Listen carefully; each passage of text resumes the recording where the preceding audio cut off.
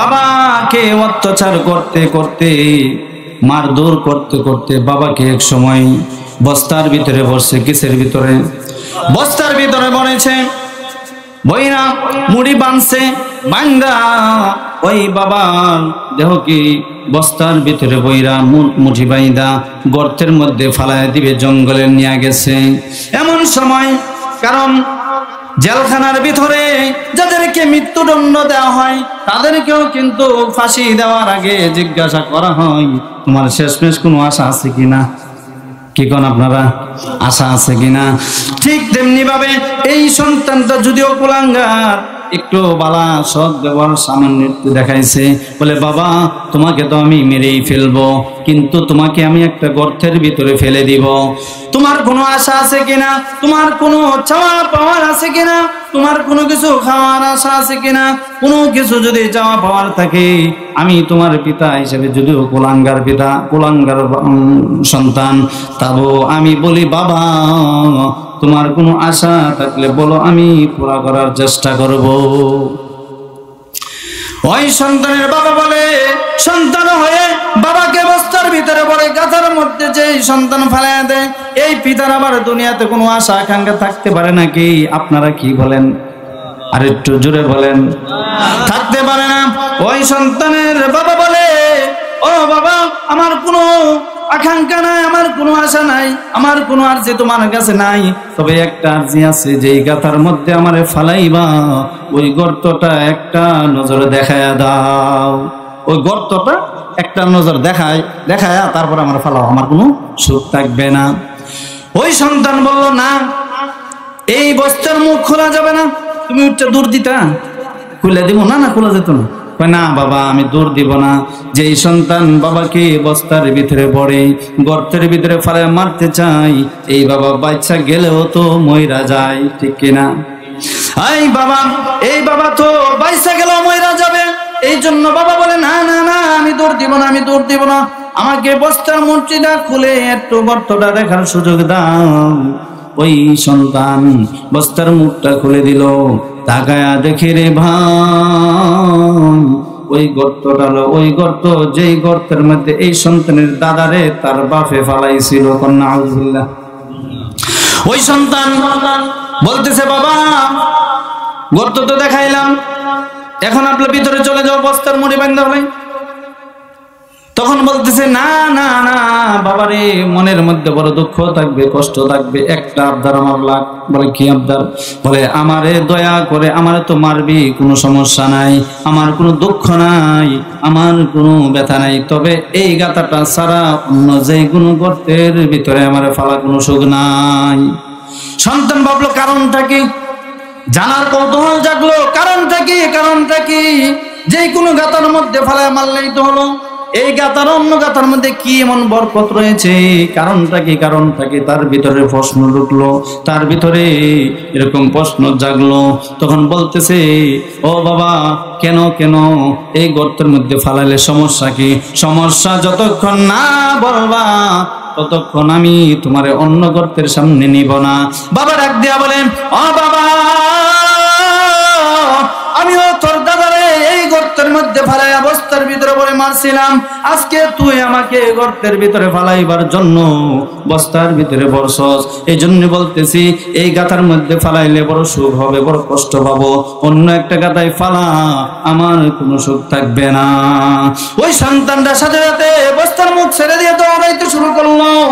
আর বাবা ডাকে, ও বাজান আয় আয়, আমাকে গর্তে ফালাবি না, আমাকে গর্তে ফালাবি না, কই যাইতেছো বাবা, আমাকে গর্তে ফালায় দে, এই জীবন রাখতে চাই না, এই জীবন বাঁচাতে চাই না, আমাকে গর্তে ফেলে দে, আমি তো বাঁচতে চাই না। সন্তান তো দৌড়াইতেছে শেয়ালের মতো, নেঙ্গুর কান্দ ফালা দৌড়ে। দিগল দিগান্দা দারুল হুদা ইসলামিয়া মাদ্রাসা ও ইতিমখানা, এবং প্রধান বক্তা হিসেবে আছেন হযরত মাওলানা কারি আব্দুল মান্নান সাহেব, বিশেষ বক্তা হিসেবে আমি গুনাহগার। এরপরে আরো অনেক উলামায়ে কেরামগণ আছেন। আসলে ভাই এই মাহফিলটা একটা ব্যতিক্রমী একটা মাহফিল, আমরা সবাই জানি। যুবক সন্তানেরা, আরে আমি তো বলি যে এই সন্তানগুলিকে যেই মা আমার যেই বোন জন্ম দিছে, আমি মনে করি তাদের পেট ধন্য হয়ে গেছে, তাদের নসিব ভালো হয়ে গেছে। কারণ যেই সন্তানেরা গান করাইতো 21শে ফেব্রুয়ারিতে প্রতি বছর নিয়মিত, ওই সন্তানগুলি আজকে আমি 2-4 কথা বলার কারণে, আপনাদের মতন এবং 2-1জনকে নিয়ে বলার কারণে আলহামদুলিল্লাহ এরা তাদের চিন্তা চেতনাকে ঘুরিয়ে দিলেন এবং নিয়ত করেছে যে 21শে ফেব্রুয়ারি উপলক্ষে আমরা গান করব না হুজুর। আপনি যখন বলছেন আমার আল্লাহ বেজার হবে, আমার দয়াল নবীজি বেজার হবে, তাহলে আমরা গান করব না। এই শহীদ দিবস উপলক্ষে আমরা দোয়া মাহফিল দেব, কন্যা সুবহানাল্লাহ। এই যুবকদের জন্য দোয়া করবেন কি করবেন না? এই যুবকদেরকে ধন্যবাদ দিতে হবে কি হবে না? এই যুবকদেরকে ধন্যবাদ দিতে হবে। এরাই এই সমাজের জন্য একদিন, এরাই এই সমাজের নেতৃত্ব দেবে, এরাই একদিন এই সমাজে মেম্বার হবে, চেয়ারম্যান হবে, এমপি হবে, মন্ত্রী হবে, ইসি হবে, ডিসি হবে। এরকম ভাবে তারা দুনিয়া এবং আখিরাতের বিভিন্ন পদ তারা পাবে। আল্লাহ তাআলা তাদেরকে যেন সেভাবে কবুল করেন। সবাই বলেন আল্লাহুম্মা আমিন। এই যুবকদের জন্য প্রথমে আমি দোয়া চাই, সবাই দোয়া করবেন না? আল্লাহ পাক এই যুবকদেরকে সহ এই যুবকদের মা বাবার গুনাহ পর্যন্ত আল্লাহ মাফ করে দেখ। সবাই বলেন আমিন। ভাইরা আমার, আমি আপনাদের সামনে কুরআনুল কারীমের কয়েকটি সূরা তেলাওয়াত করেছি, কয়েকটি আয়াত তেলাওয়াত করেছি। আল্লাহ পাক যদি তৌফিক দান করেন এই আয়াতের ভিতরে এবং আমার নবীর অসংখ্য গণিত হাদিস থেকে একটি মাত্র হাদিস পড়েছি, যদি আল্লাহ পাক তৌফিক দেন এর ভিতরে কিছু কথা বলবো। সবাই থাকবেন তো ইনশাআল্লাহ? না আমারও থয়ে যাবেন গা? যাওন যাইতো না বলে কলা গাছের ডাকা বেড়া হইলে কন্যাকেরা আপনারা দিশাবেন না বুঝি। আরে মিয়া আমরা তো আপনার দিছি, এলাকে তো ভালোবাসি বেশি, থাকবেন কাছে যাইনি কেটে খালি ফাঁসে ওই যে ফাঁসে দেওয়া মনে মারে। ভাই আয়া করেন ভিতরে ইনশাল্লাহ। এটা কিসের বাগান? জান্নাতের বাগান। এই পৃথিবীর জমিনে যারা নাকি জান্নাতের বাগানের সাথে সম্পর্ক করবে, আমার নবী হায়াতুন নবী জিন্দা নবী বলেন, ও পৃথিবীর উম্মতেরা শোনো, দুনিয়ার জীবনে যদি তোমরা জান্নাতের বাগানের সাথে নেটওয়ার্ক লাগাইতে পারো, দুনিয়ার বাগানে যদি তোমরা এরকম জান্নাতের বাগানের সাথে সম্পর্ক করতে পারো, এরকম দুনিয়ার জান্নাতের নকল বাগানে যদি বসতে পারো, তোমরা ইকিন করো, বিশ্বাস করো যে আমি আল্লাহ তাআলা তোমাদেরকে আসল জান্নাতেও বসায়া দিব। তাহলে এখানে বসতে পেরে আমাদের লাভ হয়েছে না বিশাল ক্ষতি হয়েছে? এখন বলেন, যারা আসে নাই তাদের কি লাভ হয়েছে? তাদের লাভ হয় নাই। এক ভাই বলতেছে তাদের বেশি লাভ হয়েছে। ঠিকই আছে, এর বেশি লাভ হয়েছে, ঘুম হয়েছে। আর ভাই বছরে একটা মাহফিল হয়, অথবা এটা হয়েছে দ্বিতীয়বার, এটা দোয়া মাহফিল হিসাবে। কিন্তু মাহফিল কি প্রতিদিন হয়? একটা মানুষের মসজিদের পাশেই ঘর থাকে কিন্তু নামাজে আসতে পারে না। একটা মানুষের বাড়ির পাশেই মাহফিল হয় কিন্তু সে মাহফিলে এসে বসতে পারে না। আবার একটা মানুষ 3-4-5 মাইল দূর থেকে এসে মাহফিল শুনে, ওয়াজ শুনে, বয়ান শুনে। কারণটা কি? এটা আল্লাহ পাকের তৌফিক। এটা কি আল্লাহ পাকের তৌফিক ছাড়া পারবে মানুষ? কখনোই না। এই জন্য ভাইরা আমার, বন্ধুরা আমার, আমি আপনাদের সামনে যে আয়াতে কারিমা তেলাওয়াত করেছি বেশি লম্বা নয়, সংক্ষেপে বলার চেষ্টা করব। আল্লাহ পাক রব্বুল আলামিন এই পৃথিবীতে যত মানুষ পাঠাইছেন, সমস্ত মানুষের মধ্যে সবচেয়ে বেশি মায়া আল্লাহ পাক মা বাবার অন্তরে দিয়েছে। কথা কোন ঠিক কিনা? সেজন্য ভাইরা আমার, আল্লাহ পাক রব্বুল আলামিন মা বাবা সম্পর্কে কোরআনে বিস্তারিত আলোচনা করেছেন। যদি আল্লাহ তাআলা আমাকে তৌফিক দেয় কিছু কথা বলবো। প্রথমে আপনাদেরকে একটা কথা বলি, আপনারা আমার সঙ্গে জবাব দিবেন। পৃথিবীতে মাতা পিতা যে সন্তানের জন্য করে, একটা সন্তানকে ছোট থেকে নিয়ে বালেক হওয়ার আগ পর্যন্ত যত মেহনত করে, মা বাবার দিলে কি এমন নিয়ত থাকে নাকি যে আমার সন্তান বড় হইলে আমাকে কামাই করে খাওয়াবে, এই জন্য পালতেছি? বলে না, কখনোই না। মা আর বাবা এমন এক সম্পদ, যেই মা বাবার ভালোবাসা এটার সাথে কোনো তুলনা হয় না। এই ভালোবাসার মূল হলো অন্তরে। এই ভালোবাসার মূল কোথায়? অন্তরে। এই জন্য আল্লাহ পাক রব্বুল আলামিন কুরআনুল কারীমে বলেন, ওয়া ক্বাদা রাব্বুকা আল্লা তা'বুদু ইল্লা ইয়্যাহু ওয়া বিল ওয়ালিদাইনি ইহসানা।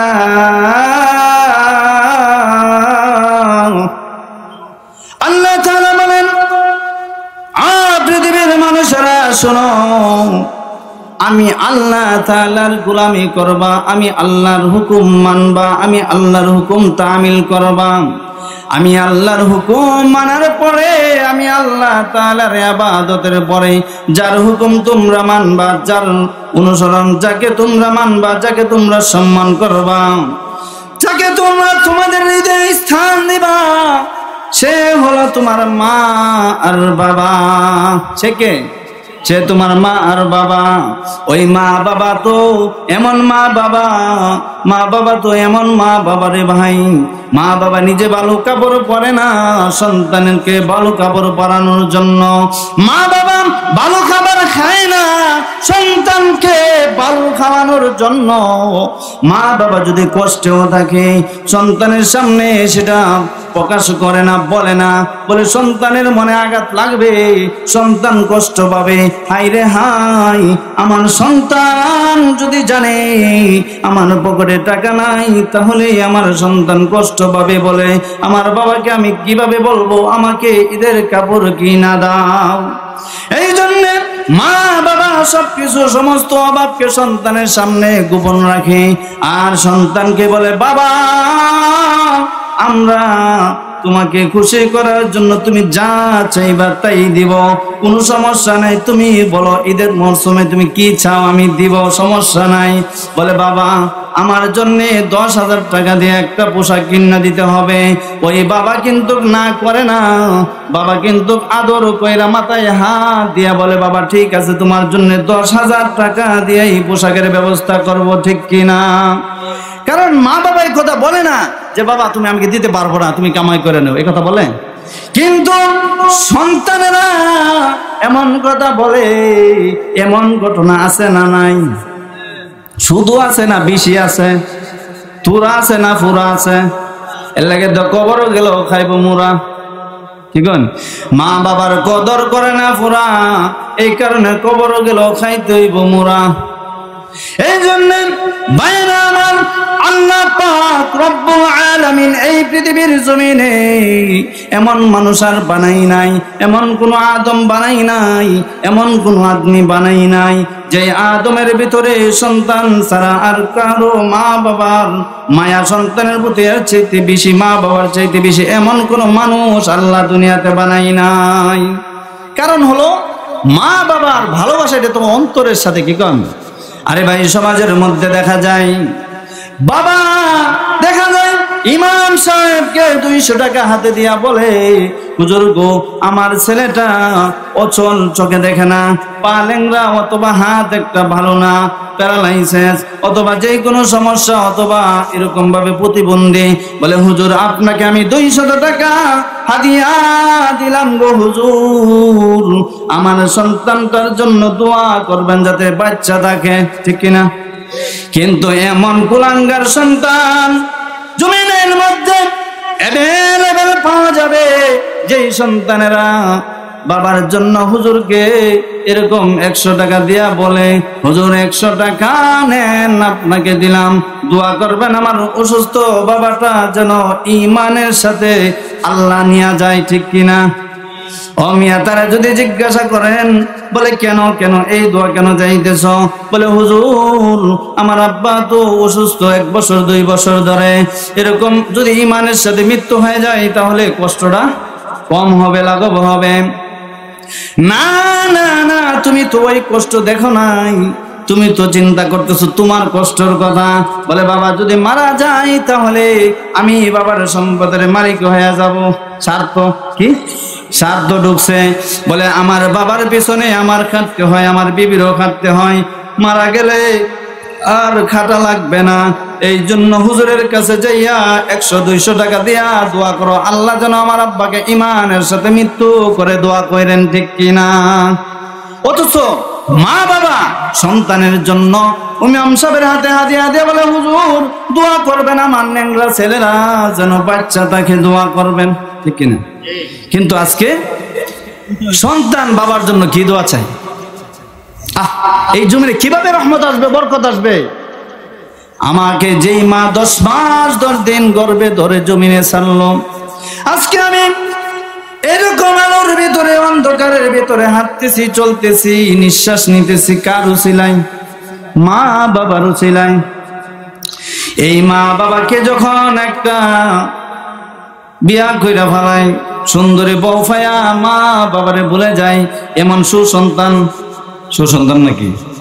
এমন কুসন্তান আছে না নাই? আহা, তাদের কপাল পুড়ে গেছে। আমার নবী বলেন, তোমার মাই তোমার জান্নাত, তোমার মা বাবাই তোমার জান্নাত, তোমার মা বাবাই তোমার জাহান্নাম। হুমা নারুকা, আল্লাহর নবী হাদিসে বলেন হুমা নারুকা। তোমার মা তোমার জান্নাত, তোমার বাবাই তোমার জান্নাত, আবার তোমার মা বাবাই জান্নাত, তোমার মা বাবাই জাহান্নাম। বলে মা বাবা যদি খুশি থাকে সন্তানের উপরে, তাহলে ওই ব্যক্তিটা জমিনে থেকেই যেন জান্নাতকে কামাই করলো। আর যদি মা বাবা বেজার থাকে, মা বাবার মনে দুঃখ দেয়া থাকে, তাহলে যাই না রাখো এমন কপাল পোড়া যারা আছো, তোমার জন্য আল্লাহর জাহান্নাম অবধারিত। এই জন্য হাদিসে পাকে আসছে, যারা নাকি মা বাবার অবাধ্য সন্তান, তাদের দোয়া সবে কদরের রাত্র কবুল হয় না, সবে বরাতের রাত্র কবুল হয় না। বলেন নাউজুবিল্লাহ। এই জন্য সেই মা বাবার খেদমত আমরা করবো তো ইনশাআল্লাহ। আল্লাহ পাক আমাদেরকে তৌফিক দান করো।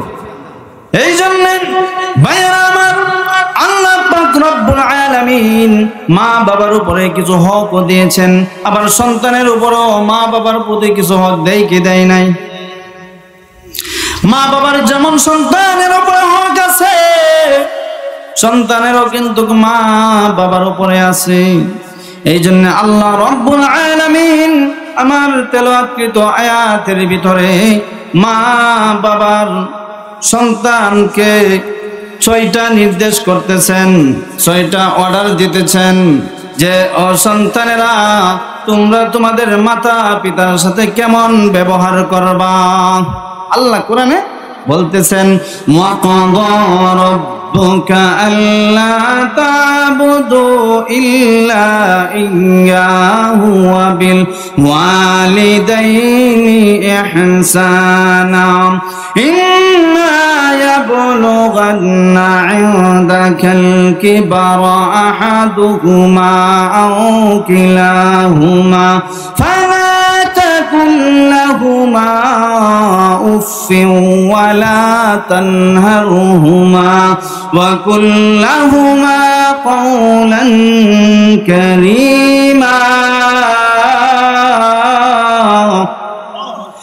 আল্লাহ রাব্বুল আলামিন বলেন, ওয়াকাদা রাব্বুকা আল্লা তা'বুদু, আমি আল্লাহর ইবাদতের পরে, আমি আল্লাহর হুকুম মানার পরে, ইল্লা ইয়্যাহু ওয়া বিল ওয়ালিদাইনি ইহসানা, 1 নম্বর আদেশ হলো তোমরা তোমাদের মা বাবার সাথে ইহসান করবা। কি করবা? সবাই বলেন কি করবা?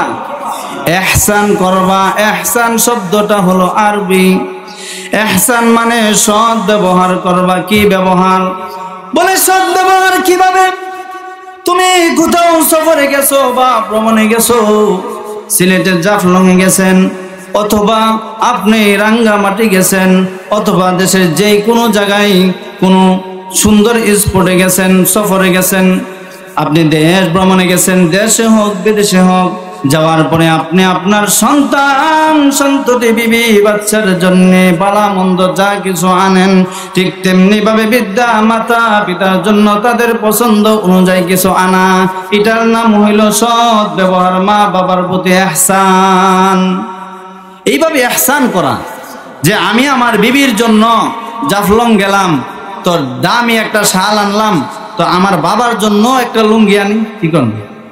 আমি আমার সন্তানাদের জন্য পোশাক আনলাম বা ভালো কোনো খাবার আনলাম, তো আমার মা বাবার জন্য কিছু আনি মা বাবার পছন্দ অনুযায়ী, এটাকে বলা হয়েছে ইহসান, মা বাবার প্রতি সৎ ব্যবহার। কিন্তু বিবির জন্য, বাচ্চার জন্য বস্তা বইরা আনলাম, মা বাবা বৃদ্ধা মানুষ ঘরের পাশে আরেক রুমে পড়ে আছে, মা বাবার কোনো খোঁজখবর নিলাম না, তাহলে আমার মা বাবার প্রতি সৎ ব্যবহার হলো না। এই জন্যে ভাই সৎ ব্যবহার দেখাতে হবে।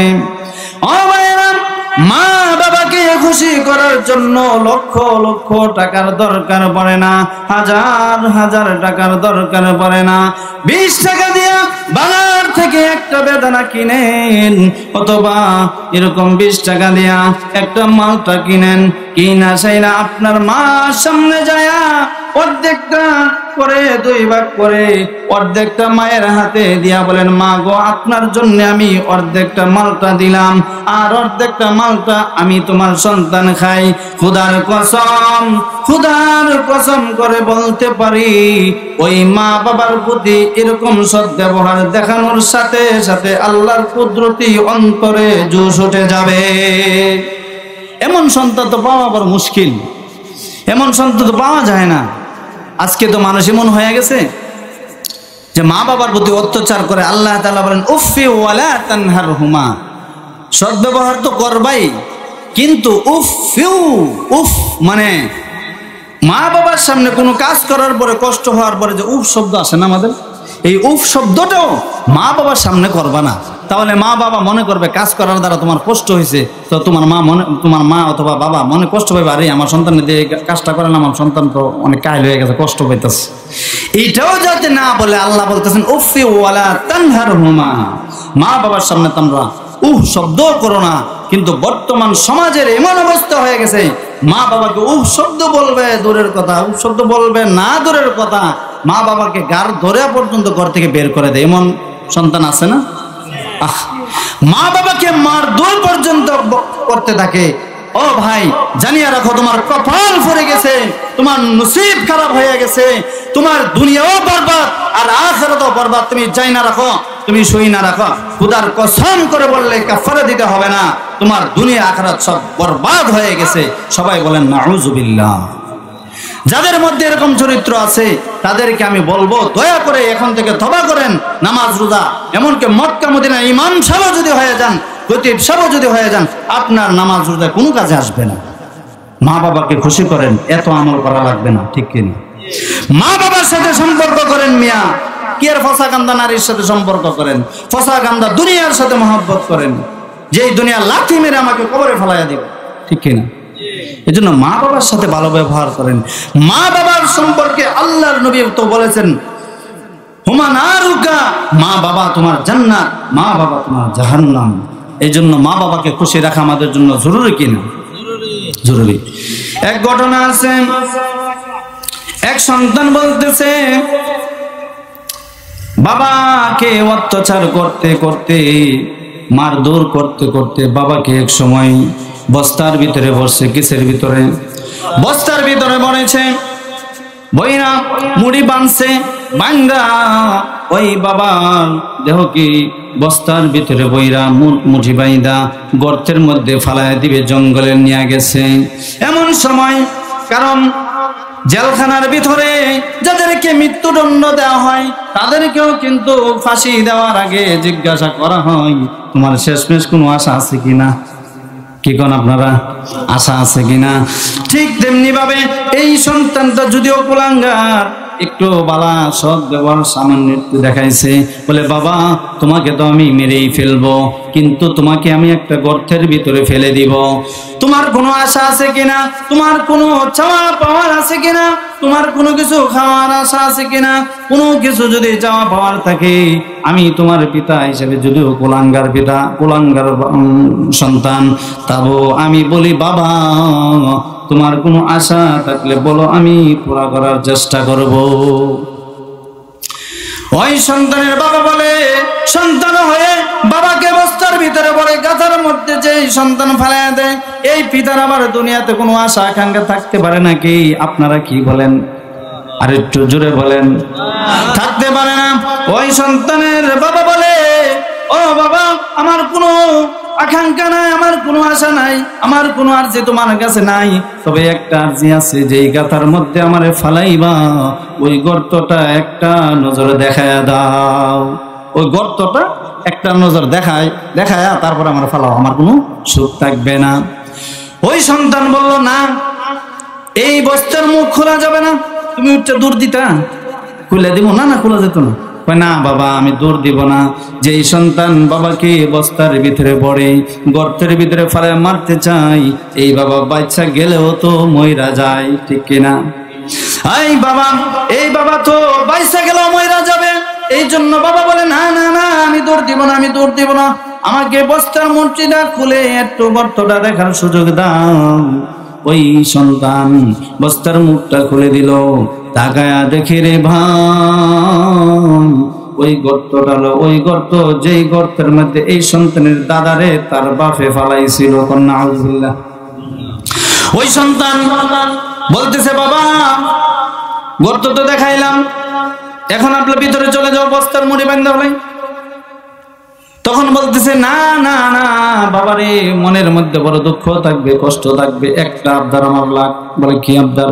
বলে, আমারে দয়া করে আমারে তো মারবি, কোনো সমস্যা নাই, আমার কোনো দুঃখ নাই, আমার কোনো ব্যথা নাই, তবে এই গাথাটা ছাড়া অন্য যে কোনো গর্তের ভিতরে আমারে ফালা কোনো সুখ নাই। সন্তান ভাবলো, কারণটা কি? জানার কৌতূহল জাগলো, কারণটা কি? কারণটা কি? যে কোনো গাথার মধ্যে ফালায় মারলেই তো হলো, এই গাথার অন্য গাথার মধ্যে কি এমন বরকত রয়েছে? কারণটা কি? কারণটা কি? তার ভিতরে প্রশ্ন ঢুকলো, তার ভিতরে এরকম প্রশ্ন জাগলো। তখন বলতেছে, ও বাবা, কেন কেন এই গর্তের মধ্যে ফালাইলে সমস্যা কি? সমস্যা যতক্ষণ না বলবা ততক্ষণ আমি তোমারে অন্য গর্তের সামনে নিব না। বাবা ডাক দিয়া বলেন, ও বাবা, আমিও তোর দাদারে এই গর্তের মধ্যে ফালাইয়া বস্তার ভিতরে বলে মারছিলাম, আজকে তুই আমাকে গর্তের ভিতরে ফালাইবার জন্য বস্তার ভিতরে বরছস। এই জন্য বলতেছি, এই গাথার মধ্যে ফালাইলে বড় সুখ হবে, বড় কষ্ট পাবো, অন্য একটা গাথায় ফালা, আমার কোনো সুখ থাকবে না। ওই সন্তানটা সাথে সাথে বস্তার মুখ ছেড়ে দিয়ে দৌড়াইতে শুরু করলো। আর বাবা ডাকে, ও বাজান, আয় আয়, আমাকে গর্তে ফালাবি না, আমাকে গর্তে ফালাবি না, কই যাইতেছো বাবা, আমাকে গর্তে ফালাইয়া দে, এই জীবন রাখতে চাই না, এই জীবন বাঁচাতে চাই না, আমাকে গর্তে ফেলে দে, আমি তো বাঁচতে চাই না। সন্তান তো দৌড়াইতেছে, শেয়ালের মতো নেঙ্গুর কান্দ ফালাইয়া দৌড়ে। হাই হাই, যেই সিরিয়াল শুরু হয়েছে, আমার দাদারে ফালাইছে আমার বাপে, আর আমি ফালাইতেছি আমার বাপেরে। আমার যে ছোট একটা 3-4 বছরের শিশু বাচ্চা আছে, হেও তো কয়েকদিন পরে আমারে ফালাইবো, কথা কন না কেন মিয়া, ঠিক কিনা? কয়েকদিন পরে তো সেও আমারে ফালাবে। হাই হাই, যেই সিরিয়াল শুরু হয়েছে, সর্বনাশ, আমারও তো ফালাইব। এই জন্যে বাবা, আমি তোমারে ফালাইব না, এই জন্য আমি নিঙ্গুর ফালাই দূর। নাউজুবিল্লাহ কইতেন না মিয়া? আপনারা নাউজুবিল্লাহ করে থুয়ে দেন, কাউকে কইেন না। এমন সন্তান সমাজে অ্যাভেলেবেল পাওয়া যায়। মা বলে, বাবা তুমি আজকে এখন যাও, একটু বেলাবো, আমার জন্য এটা নিয়ে আসো। বলে, পারতাম না, পারতাম না, 3 ব্যাংক হয়ে জায়গা আছে না এমন বালা সন্তান? এই সন্তান, তোমাকেই বলতেছি, তোমাকেই বলতেছি,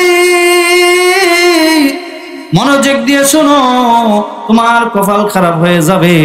এই মায়ের পায়ে ধরো, আজকে গিয়ে মার কাছে দোয়া করো, মা গো মা, 10 মাস 10 দিন তোমার পেটে থাইকা তোমারে কষ্ট দিছি, জমিনে আইসাও তোমারে কষ্ট দিছি, আর কষ্ট দিব না, আমাকে মাফ করে দাও, ক্ষমা করে দাও।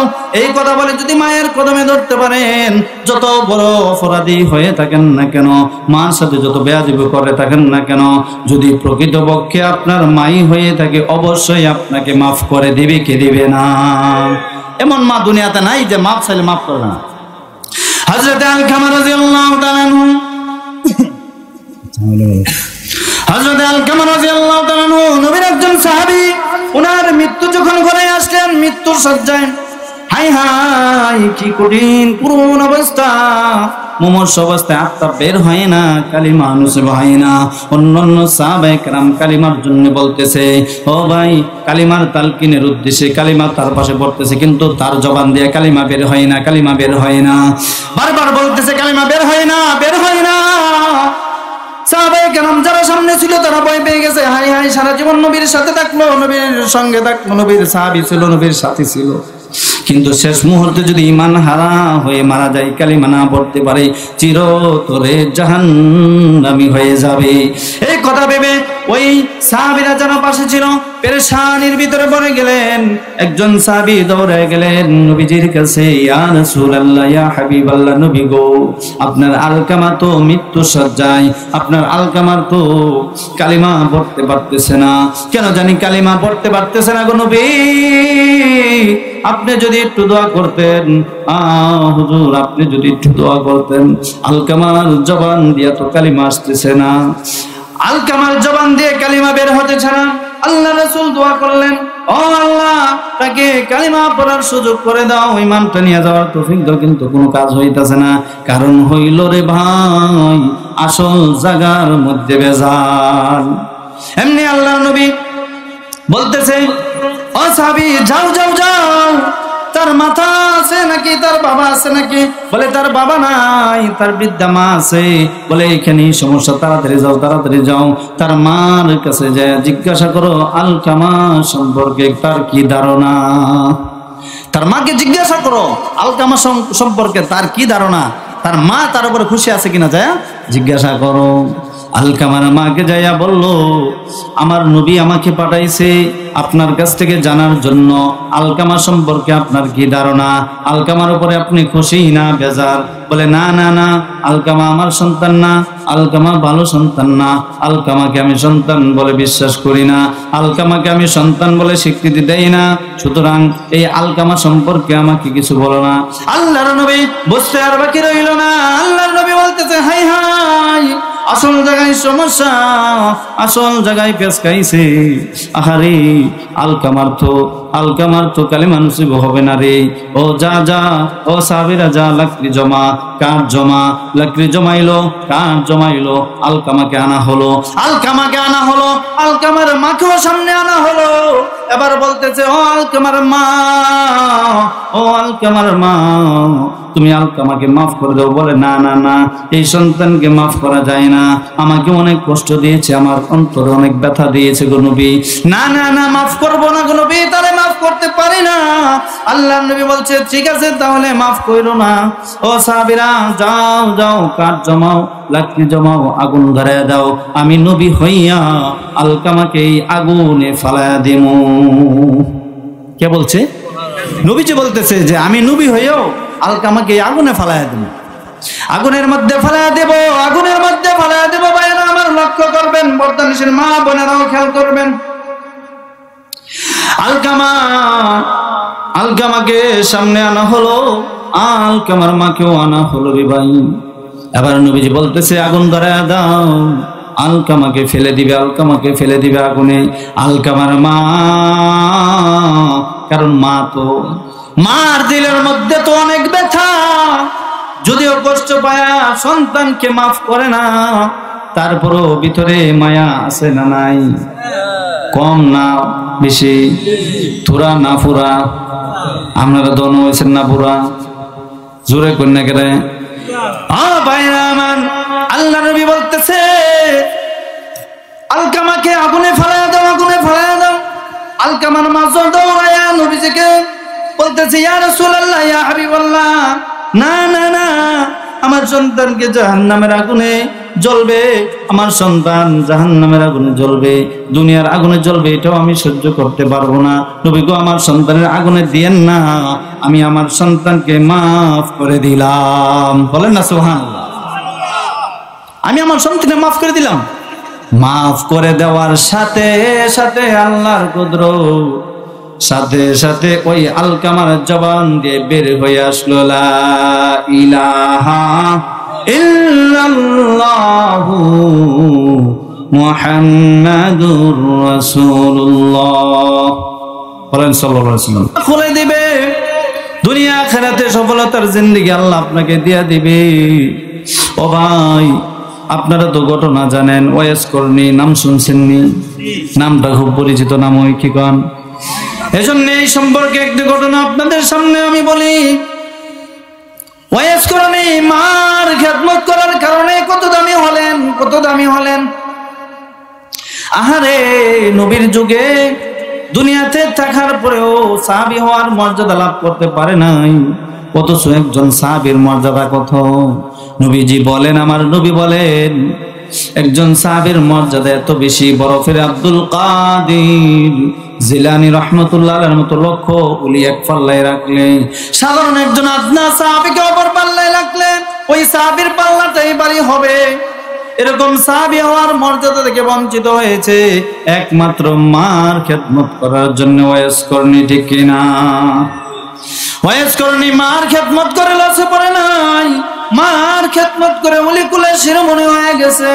বলে এমন ওলি হইছে, এমন ওলি হইছে, জলিলুল কদর সাহাবী খলিফাতুল মুসলিমিন উমরকে আল্লাহ বলে যায়, আল্লাহর হাবিব বলে যায়, ও ওমর ফারুক, আমার একজন পাগল আছে, আমার একজন আশেক আছে, ওয়াইস করণ শহরে থাকে, ওইখান থেকে মদিনায় আসবে আমি মারা যাওয়ার পরে, আমি দুনিয়া থেকে চলে যাওয়ার পরে, আমার ওফাতের পরে আসবে। ও ওমর, তোমাকে আমি বলে যাই, ওই ওয়াইস আসে যদি, আর তার সাক্ষাৎ যদি তুমি পাও, তাহলে আমার জুব্বাটা ওয়াইসকে দিবা। আলী রাদিয়াল্লাহু আনহু ভাবছিল যেহেতু ওনার মেয়ের জামাই আমাকে দিবে জামাটা। উসমান গনি ভাবছিল আমি যেহেতু জিন্নুর দুই নূরের অধিকারী, আমারে মনে হয় দিবে। একে একে অপর থেকে চাইলেন, কিন্তু চাইলে কি হবে, আল্লাহর নবী তো ঠিক করে রাখছে এই জামা মুবারক ওয়াইসকে দিবে। সুবহানাল্লাহ, ওয়াইস করণীকে দেবে। এই জামা তো আলীও পাবে না, উসমান গনিও পাবে না, এই জামা তো ওয়াইসের জন্য আমার নবী রেখেছে। ওয়াইস করণী মার খেদমত করে কত দামি হয়েছে, কত দামি হয়েছে রে ভাই, কত দামি হয়েছে। যে সাহাবী জান্নাতের সার্টিফিকেট প্রাপ্ত একজন সাহাবী, যিনি সারা অর্ধ পৃথিবীর খলিফা ছিলেন, ওই ওমরকে বলে যায়, ও ওমর, আমার ওয়াইসের সাথে তোমার সাক্ষাৎ হলে তুমি দোয়া চাইবা। সুবহানাল্লাহ, ওয়াইসের সাথে দেখা হলে তুমি দোয়া চাইবা। ও ভাই, এই কথা বলে আল্লাহর নবী চলে গেলেন, ওফাত হয়ে গেল, নবী চলে গেলেন আল্লাহর সান্নিধ্যে।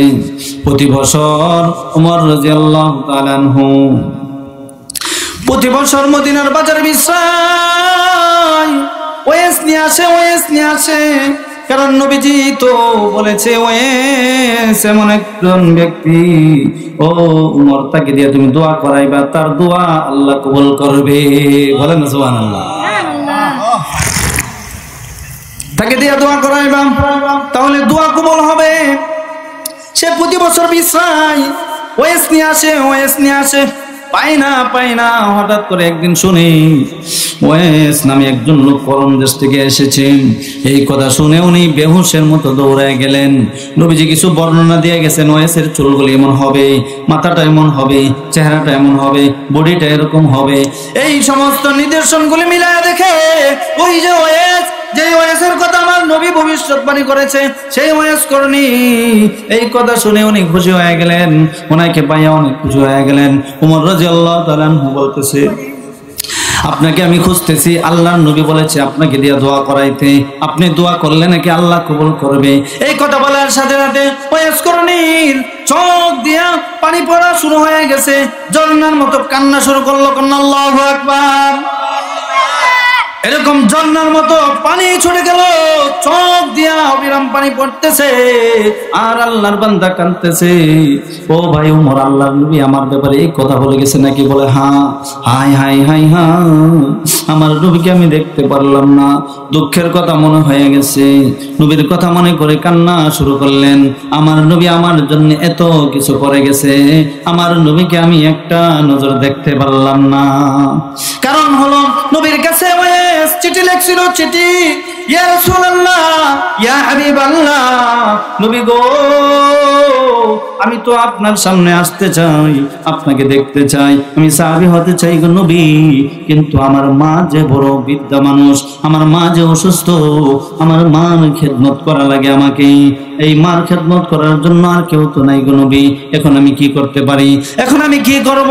ইয়া রাসূলুল্লাহ, আপনাকেও দেখতে পারি না, মার খেদমত করা দরকার, এটাও তো ছাড়তে পারি না। ইয়া রাসূলুল্লাহ, ইয়া হাবিবাল্লাহ, আপনার কাছে আমি চিঠি লিখলাম, আপনি ফয়সালা দেন, আপনি নবীর দিদার লাভ করব নাকি আমার মার খেদমত করব?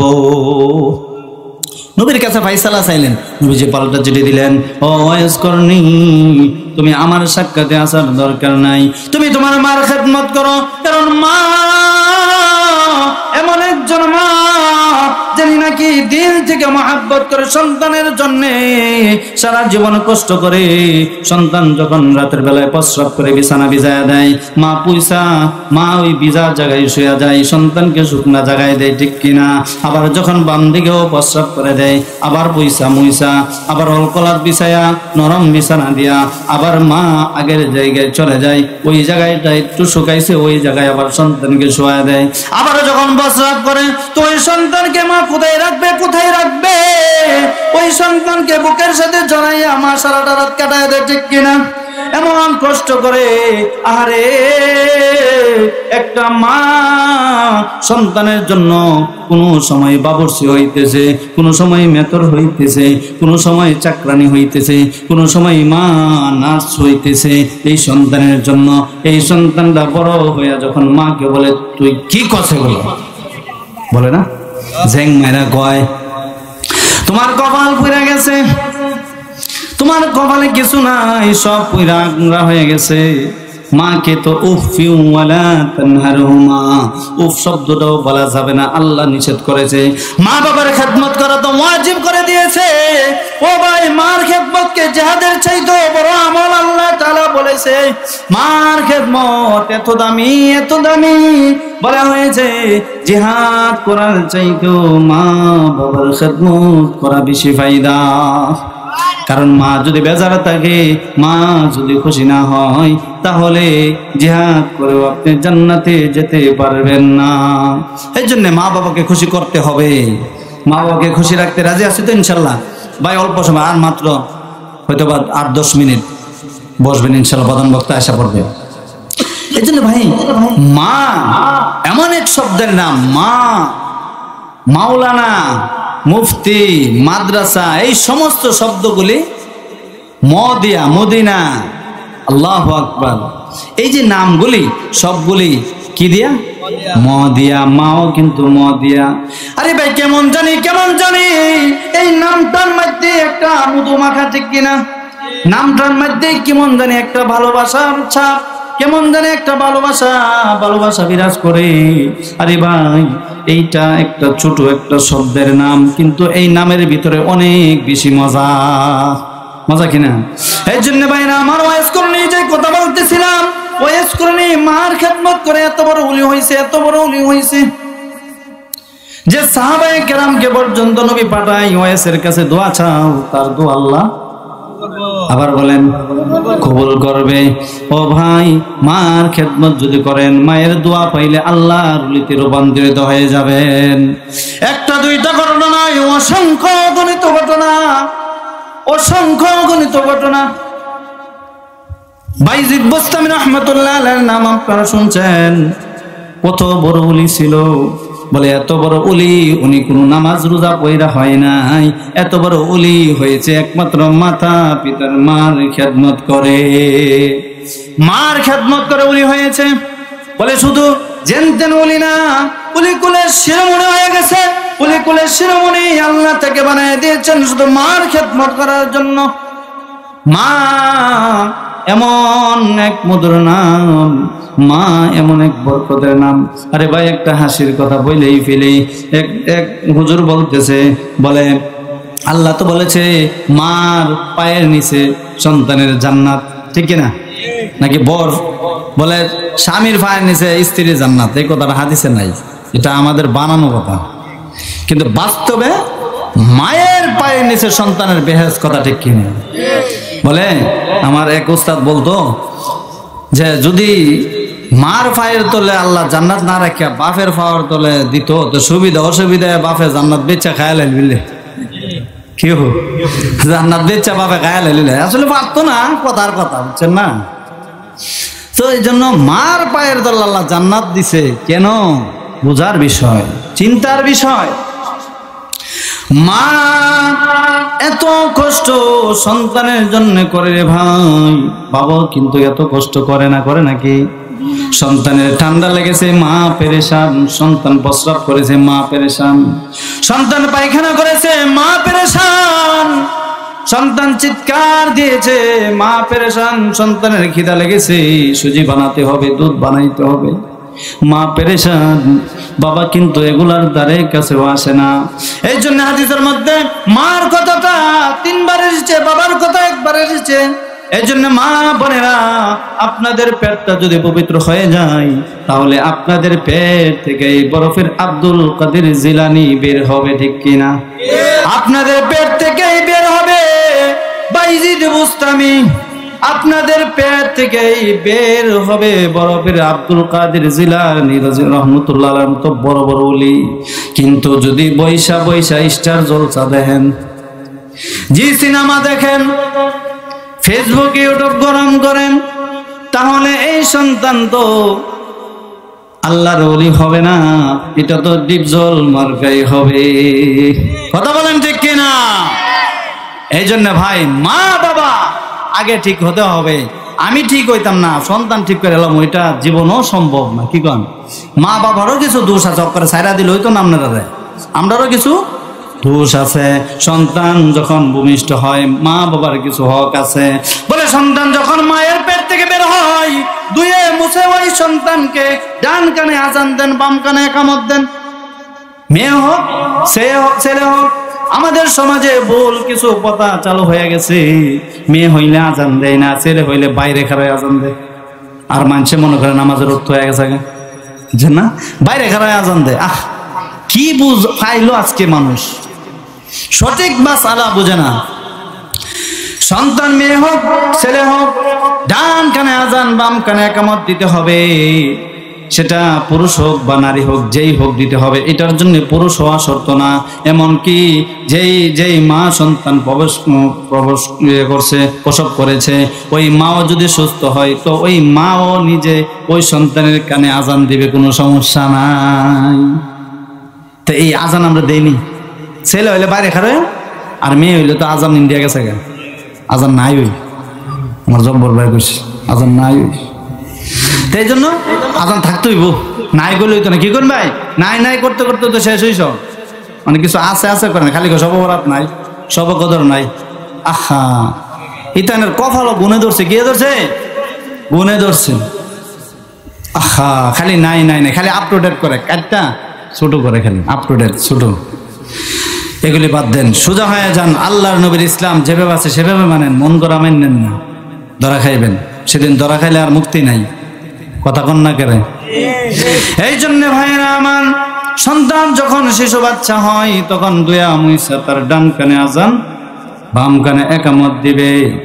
এরপরে 7ম দিনে এই সন্তানের চুলগুলিকে মুন্ডাবেন, মাথা মুন্ডানো যেটাকে বলে মাথা মুন্ডাবেন, মানে মাথা কামাইবেন। কামাই আছাই না ওই চুলগুলি আর রূপ পালার মধ্যে নিয়ে ওজন দিবেন। ওজন সমপরিমাণ রূপ অথবা ওই সমপরিমাণ রূপর হাদিয়া বা মূল্যটা আল্লাহর রাস্তায় দিয়া দিবেন। তাহলে এই সন্তানটা নেককার হবে। কি হবে? এরপরে তার জন্য আকিকা দিবেন। কি দিবেন? আকিকা দিবেন। সন্তানের উপরে বালা মুসিবত আল্লাহ দূর করবে। এরপরে এই সন্তানটার জন্য সুন্দর একটা নাম রাখবেন। আজকে তো নাম রাহি ফসা, নাম রাহি গান্দা, নাম রাহি মুট্টা। এক হুজুরে দাওয়াত দিছে, কথাটা কই শেষ করে দিছে। দাওয়াত দিছে, দাওয়াত দিয়ে সেটা বলতেছে, কইরে হুজুর আইছে, হুজুর ওই ফসা বাতলে, ফসারে কয় বাতলে। আরেকটা ডাকছে গান্দা তরকারি লয়া, আরেকটা কয় ওই মুট্টা পানি লয়া। হুজুর তো ওইটা দূর, আরে করছে কি? ইতাকে খাওয়ার হুজুর তো নাকি? আল্লাহু আকবার, নারে তাকবীর, নারে